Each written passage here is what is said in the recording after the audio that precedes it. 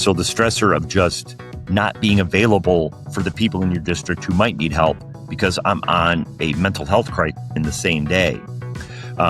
Those are the types of stressors. I like the way you said, dealing with the highs and the lows, whether it be police or the military or us. That is the stressor I dealt with more than dealing with the emergencies. And the flip side to that is when we have the real emergency, the gunshot victim, the stabbing, or the fire, those are such rewarding calls to be on, of having this fire to go put out. They're tasks that are legitimately fun to do.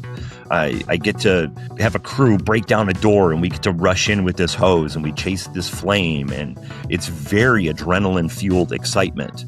So when we have a fire or we have a rollover where we use the jaws of life, you'll have a noticeable uptick in the morale of the crew to where people are looking forward to coming to work the next day because we really got the pleasure of helping somebody in need that day before, and to do a fun, exciting, adrenaline-fueled job in the middle of it all. So the stressor for us is way more the fatigue of the day-to-day than it is the stress of the larger emergency. So I knew I wanted to be an active boss. Finding that middle ground was, I wouldn't say hard, but took some work and some attention on my part when I first became a lieutenant, to not micromanage the crew, but still be available. And where was that middle ground? Because when my first couple of weeks as a lieutenant, I realized I'm doing too much. On a life and death emergency, yes, I'll jump in and grab whatever and everybody goes to work. But on the routine calls, I didn't need to have my hands on these tools. I could step back and I could watch them. And then if they need some guidance, I will provide guidance, but I have to allow them to do it. And that's why just leadership is a skill, and nobody's ready to do it on day one. It's going to take some development and a little bit of self-awareness. Author and chef Anthony Bourdain he mentioned in his first book, the one that made him famous, the thought of the chef who hoards his own recipes is a complete myth. That is just a creation in TV and film. Every chef cannot wait to teach their recipes to their sous chefs, or else they would never, ever have a day off. If you're not building that team up, your product will never succeed. I love that. That's such a great way of explaining it. Maybe it's because I'm hungry. I don't know.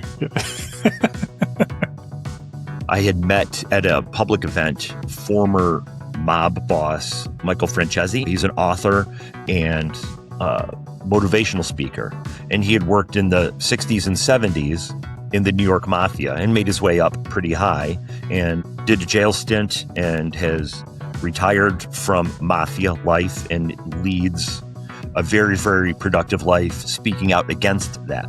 And the question I asked him was, in TV and movies, there's such a reverence for the mob boss that nobody would ever challenge that person or go against them. How much of that is this generational respect of the mafia don who is running this entire empire? And how much is fear? He goes, man, back in the 50s, it was all respect. It was this family thing, and everybody goes back to Sicily, and this is a centuries-old tradition we're in. He goes, but now it's all fear. And I said, does it work? He goes, absolutely not. When you lead by fear, you always run the risk that one day they're going to fear somebody else more than they fear you. Ooh, yes, that is a great quote. Loved it. Yeah. Mm-hmm. Spot on.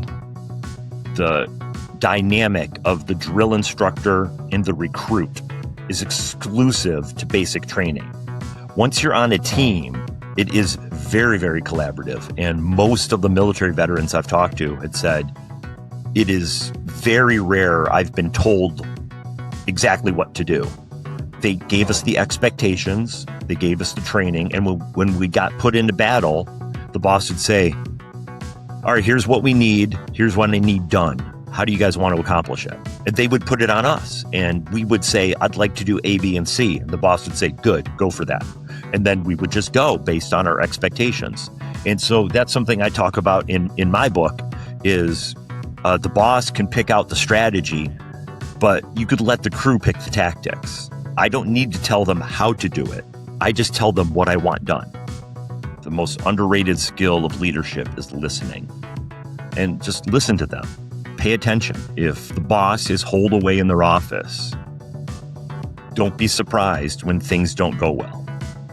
And don't be surprised when they start doing things the way they want rather than what your expectations are. You got to get out of that office. You got to walk the floor. And I don't care if you're in a warehouse or a factory or in a law firm. You got to get out and be with the people. One, because they need to know that you care about the operation. Two, they need to know what their expectations are. So you need to be there to keep reinforcing what the goals of the team are. And three, if there are little mistakes, your being present allows you to catch them when they're little. Almost all the time, I've seen serious discipline happen in the fire service.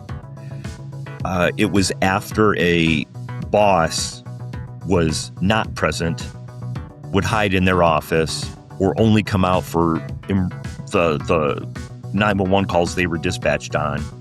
And then it turns out the crew was making little mistakes that nobody noticed until it blew up into a big mistake one day. And then the boss says, well, I never knew about any of this. Oh my gosh, how come nobody came and got me?